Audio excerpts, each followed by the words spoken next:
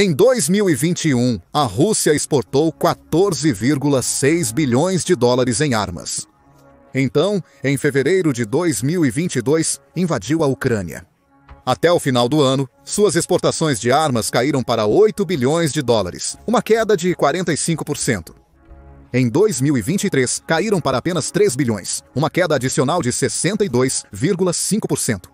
E até o final de 2024, as vendas de exportação despencaram para menos de 1 bilhão, outra redução de 2/3 ano após ano.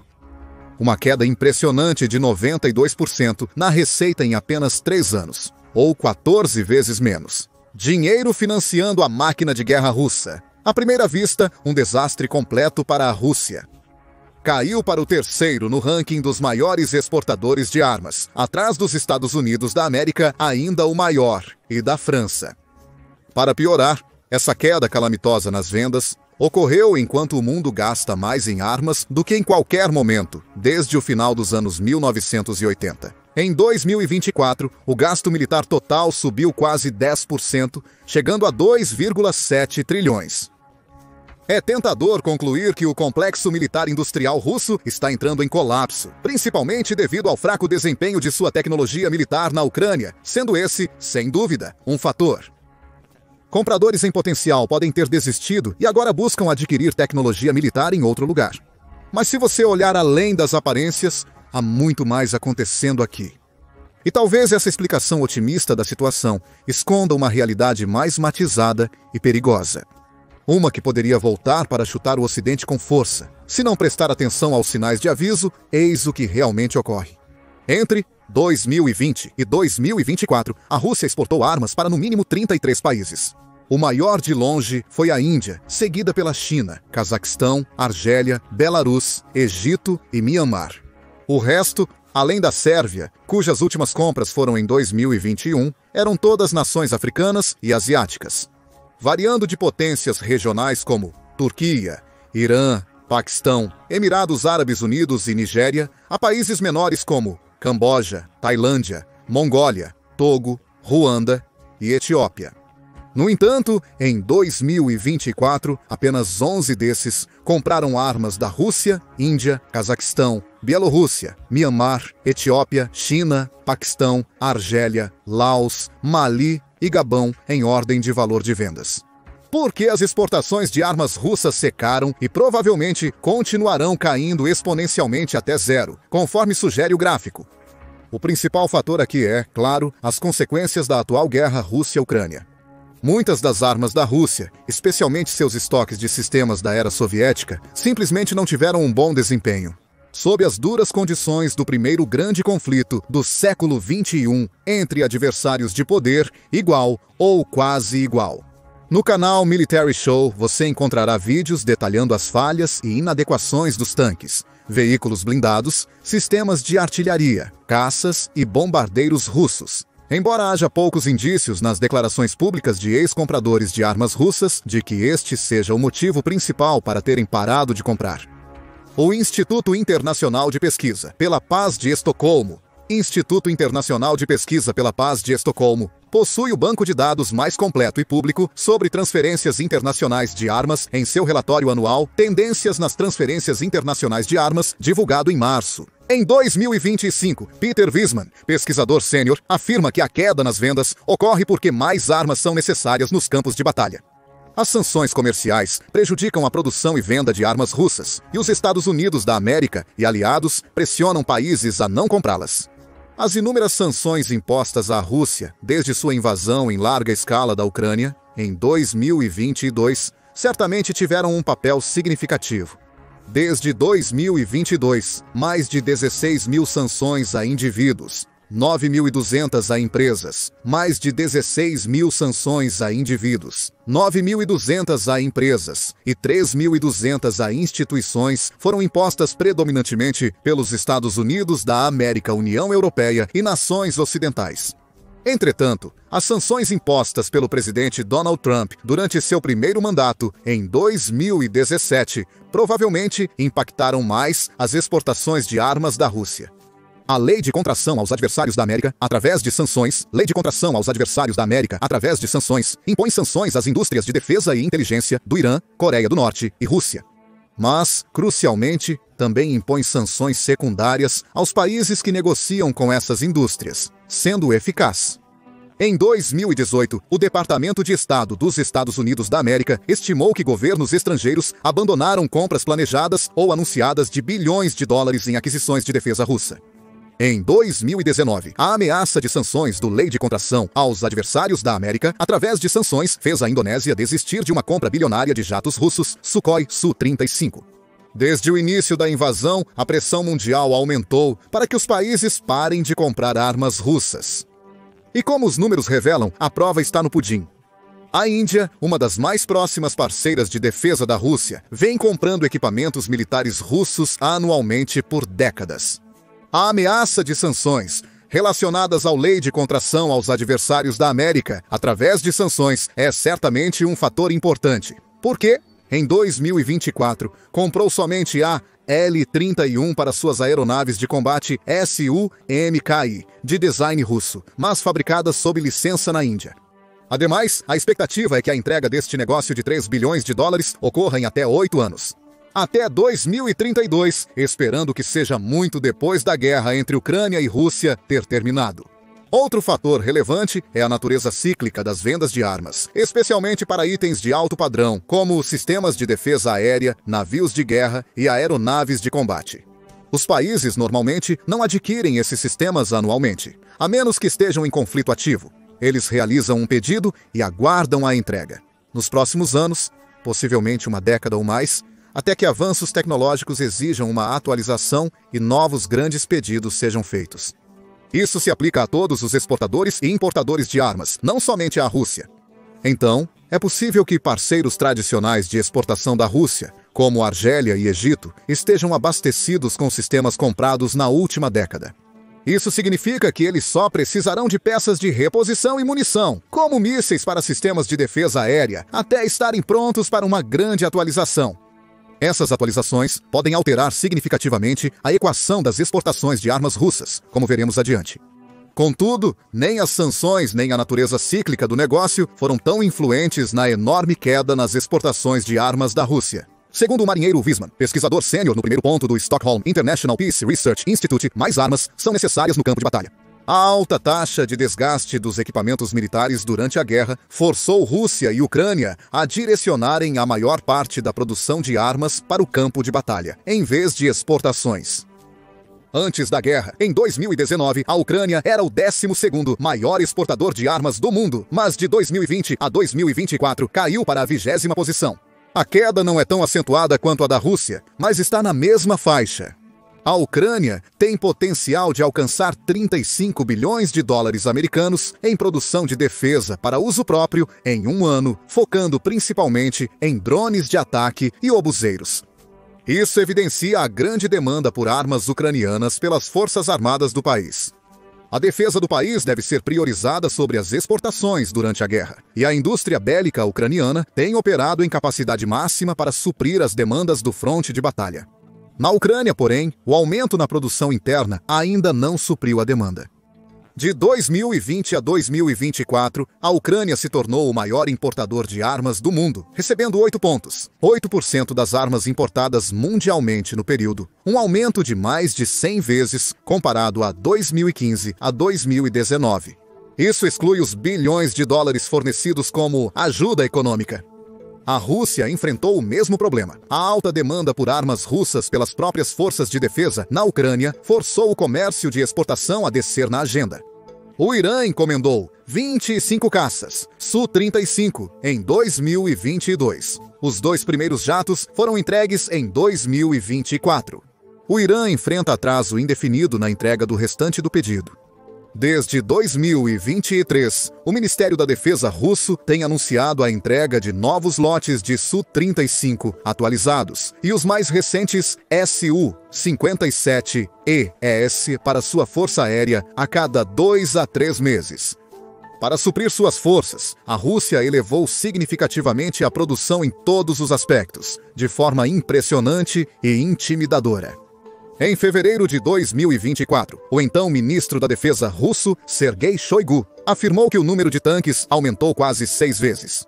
Estamos aprimorando e atualizando-os. O número de veículos aéreos não tripulados aumentou 17 vezes, e o de projéteis de artilharia e jato, 17,5 vezes. Em dezembro daquele ano, o primeiro vice-primeiro-ministro russo, Denis Manturov, declarou em 2024: a produção cresceu 2,5 vezes para aviação de combate, 2,5 vezes para veículos blindados e 4 vezes para veículos blindados leves. Para alguns itens de artilharia, o crescimento foi mais de 15 vezes. Líderes militares ocidentais notaram com alarme o rápido aumento da capacidade de produção de defesa da Rússia, observou o secretário-geral da OTAN, Mark Rutte, em fevereiro 2025, que a Rússia está produzindo em 3 meses em munição, o que toda a aliança de 32 membros está produzindo no ano. Em abril, o general americano Christopher Cavoli, comandante-em-chefe das Forças Armadas Conjuntas da OTAN na Europa, informou ao Comitê do Senado dos Estados Unidos da América sobre as Forças Armadas que Washington prevê que a Rússia produza 250 mil projéteis de artilharia mensalmente, o que é insustentável. Isso o coloca no caminho de construir um estoque 3 vezes maior que o dos Estados Unidos da América e Europa juntos, afirmou. Ele também afirmou que a Rússia provavelmente fabricará 1.500 tanques anualmente, enquanto 135 tanques por ano. No último ano, as forças terrestres russas na Ucrânia perderam cerca de 3 mil tanques, 9 mil veículos blindados, 13 mil sistemas de artilharia e mais de 400 sistemas de defesa aérea. Mas está prestes a substituí-los, afirmou. De fato, as evidências indicam que a indústria de defesa doméstica está acelerando em um ritmo sem precedentes, segundo Cavoli. Em grande parte, a guerra foi precisamente o que uma indústria de defesa russa em crise necessitava.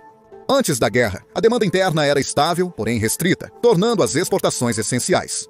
A Rússia sempre relutou em vender suas armas avançadas, especialmente após um míssil Kornet vendido para Israel ter sido abatido e apreendido pelo Hezbollah durante a Guerra do Líbano de 2006. Porém, até o final de 2019, desfrutou de um comércio crescente em seu estoque. Itens que vão desde os rifles Kalashnikov até os tanques TU e os jatos Mikoyan Gurevich e SU. Esse comércio mantinha a Rússia em segundo lugar no ranking global de exportadores de armas, atrás dos Estados Unidos da América, cujas vendas eram 8 a 10 vezes maiores. Porém, no fim de 2010, a concorrência crescente de novos players, como China, Turquia e Israel, já começava a reduzir a participação russa em mercados antes dominados por eles, como África e Sudeste Asiático. Até 2019, as exportações atingiram um pico. Quando a guerra começou, grande parte da indústria, cerca de 6 mil, foi afetada. As empresas estavam estagnadas, raramente lucrando por anos. Mas a Rússia compensava sua ineficiência com capacidade excessiva e flexibilidade. E é exatamente isso que Putin explorou para permitir esse enorme aumento na produção no outono de 2022. A rápida taxa de consumo de equipamentos e munições, junto com a forte resistência encontrada, convenceu os russos de que estavam em uma situação de longo prazo. Na Ucrânia, com as sanções impactando e a necessidade de resolver a economia e o exército, a Rússia começou a se transformar em uma economia plenamente desenvolvida. Além da capacidade existente, no início de 2023, o governo russo transferiu mais de uma dúzia de fábricas, incluindo várias de pólvora, para o conglomerado de defesa estatal Rostec. O objetivo era modernizar e otimizar a produção de elementos-chave no esforço de guerra. A fábrica de pólvora de Kazan, uma das maiores do país, assumiu mais de 500 trabalhadores contratados em dezembro de 2023. Isso triplicou os salários médios mensais na fábrica para 90 mil rublos, cerca de 1.100. Isso é um bom dinheiro na Rússia, especialmente para trabalhadores de nível inferior, dado que a linha da pobreza é de cerca de $175 mensais. Muitos trabalhadores se inscreveram para as fábricas de armas e a produção disparou. Putin afirmou em fevereiro de 2024 que o complexo militar industrial criou 520 mil novos empregos e agora emprega mais de 3,5 milhões de russos, ou 2,5% da população. Esta enorme folha de pagamento é uma das principais razões para os gastos de defesa da Rússia em 2025 serem cerca de 1/3 do seu produto interno bruto. Isso é significativamente inferior aos 100% do produto interno bruto que a Ucrânia gasta, tornando-a completamente dependente de ajuda externa e empréstimos para cobrir suas outras obrigações. Ainda assim, é uma proporção muito maior do que praticamente qualquer outro país no mundo. Um ano depois, a produção continua crescendo, sem sinais de desaceleração. Segundo Kavoli, as fábricas russas dizem ter entregue 1.500 tanques de batalha principal em 2023, dos quais 1.180 a 1.280 foram reativados do armazenamento. Segundo investigação de maio de 2025 do The Economist, as maiores fábricas de tanques da Rússia, Ural, Vogonzovod e Omsk Transmash, tiveram atividade muito maior em 2024 do que em 2023. O mesmo vale para a fábrica de Arzamas, que produz veículos blindados de transporte de pessoal, e as fábricas Kurgan Mashzovod e Motovolika, que fabricam veículos de combate de infantaria. A fábrica número 9 de Yekaterinburg, produtora de canhões para obuseiros e tanques, e a NPO Novata, desenvolvedora de mísseis balísticos Iskander, também prosperam. Assim como a Volgorad Titan Barricade, onde são construídos os lançadores Iskander, e a NPO Splaventula, que fabrica os foguetes Grad, Uragan e Smerch. O relatório também nota a crescente atividade na fábrica de Alabuga, em Tatarstan, onde são produzidos os drones kamikaze iranianos Shahid Oni 3, 6 e seus análogos russos, os Gerans. Grande parte dessa produção visa retirar equipamentos desatualizados do armazenamento e aprimorá-los para uso no campo de batalha ucraniano. A maior parte da produção de tanques é de versões reformadas dos antigos T-80 e T-72 e não do novíssimo TM-90M Prohiv. Vários sistemas de artilharia soviéticos enferrujados receberam novas torres, canos e componentes de guerra eletrônica e antidrones. A julgar pela velocidade dos lançamentos, a conversão de bombas planadoras desatualizadas em mortais mísseis, Força Aérea Brasileira, 500 a 3.000 pela adição de módulos de correção UPMK, continua em ritmo acelerado. No entanto, a Rússia não está apenas reformando armas antigas. O fato é que a guerra na Ucrânia mudou a face da guerra para sempre. A era das batalhas de tanques, combate corpo a corpo e superioridade aérea acabou. Vivemos em uma realidade de veículos não tripulados no ar, terra e mar, guerra eletrônica, mísseis hipersônicos precisos, enxames de drones com inteligência artificial e furtividade. Relatos indicam que os Houthis derrubaram 7 drones MQ-9 Reaper, cada um valendo mais de 30 milhões, em um mês, com mísseis que custam alguns milhares de dólares. A Ucrânia usa mísseis Patriot de 4 milhões de dólares e NASAMS de 400 mil dólares para abater os Garand-2 russos, que custam entre 30 mil dólares americanos e 80 mil dólares americanos. O Bradley pode ser um veículo de combate de infantaria muito melhor que o veículo de combate de infantaria 4 russo, até mesmo por admissão russa. Mas os muitos queimados e abandonados no campo amaldiçoado ucraniano mostram que não são imunes a um golpe bem colocado, com munição barata e simples de first-person view que paira guiada por fibra óptica. O cenário global mudou e Rússia, Ucrânia, China e OTAN estão lutando para se adaptar. A nova corrida armamentista, evidente pelos números de Chipre, não é tanto sobre aumentar os estoques de armas, mas sobre implementar rapidamente uma das grandes atualizações mencionadas. E neste aspecto, a mudança da Rússia para uma economia de guerra total deu-lhe uma séria vantagem inicial. A Ucrânia tem sido a oportunidade ideal para a Rússia e as nações que forneceram armas para o país testarem seus sistemas mais recentes, em combate real, mortal e por períodos prolongados. Quanto mais a guerra se prolonga, mais tempo os lados têm para ajustar, testar e reajustar suas armas até estarem prontas para a produção. Os apoiadores ocidentais hesitam em fornecer tecnologia avançada para a Ucrânia por motivos similares aos dos russos. O medo das armas caírem nas mãos do inimigo e a necessidade de aprovação parlamentar e liberação de orçamento limitam, até certo ponto, o envio de equipamentos avançados para a Ucrânia. Livres dessas desvantagens, com a produção militar acelerada, a Rússia avançou com testes e introdução de novas armas, que afirma terem sido testadas em campo de batalha. Por exemplo, as versões mais recentes dos tanques TM, 9TM, Prohiv e T-72B3M, revelados no desfile do Dia da Vitória em maio. 2025 incluem sistemas de guerra eletrônica e gaiolas de pescoço especiais para derrotar drones inimigos. Eles também incluem proteção reforçada com borracha na parte traseira da torre e no compartimento de transmissão do motor, duas grandes vulnerabilidades conhecidas.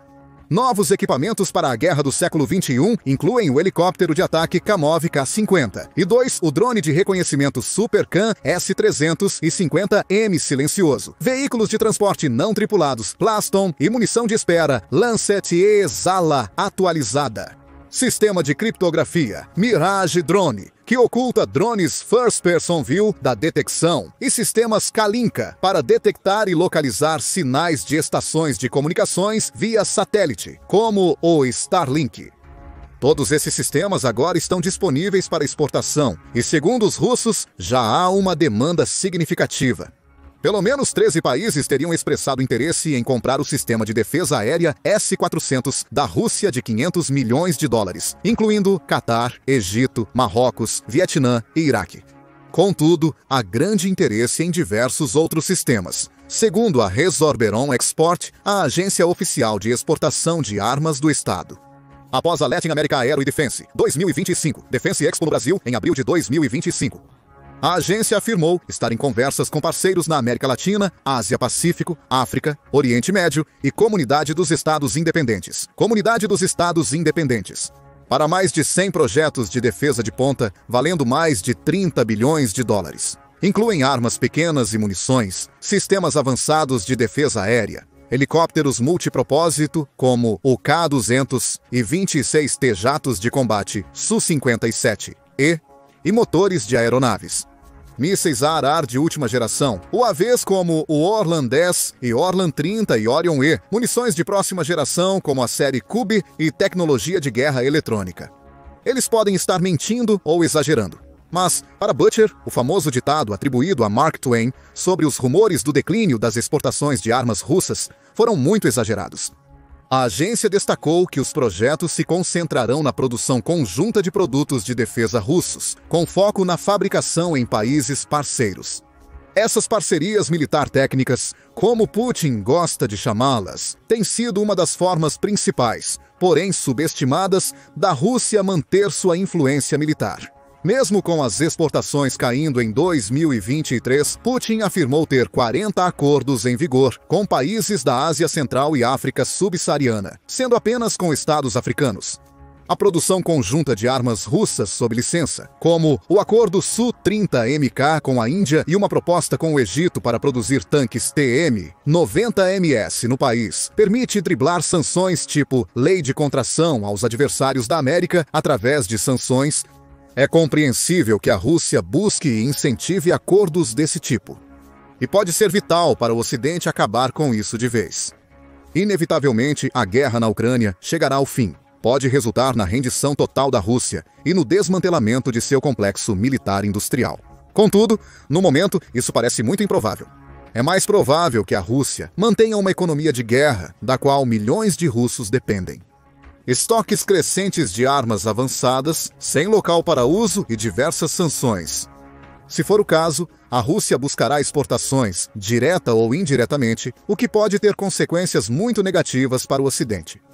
É provável que a Rússia recupere participação de mercado no mundo em desenvolvimento, tirando-a de países como Estados Unidos da América, Reino Unido e França. Como mencionado, ela tem uma vantagem inicial em várias áreas. E também, em geral, a capacidade de produzir armas por uma fração do custo dos Estados Unidos da América, devido aos seus muito menores custos internos de produção. Além disso, combinar acordos militares técnicos com a produção conjunta e vendas de armas russas proporcionará à Rússia uma influência profunda e duradoura nos países parceiros. Já vimos como a influência da Rússia nos estados do Sahel levou à expulsão abrupta da França de uma grande parte de suas antigas colônias, perdendo minas de ouro, urânio e muito mais. O Ocidente não pode permitir que essa infecção se torne uma contaminação.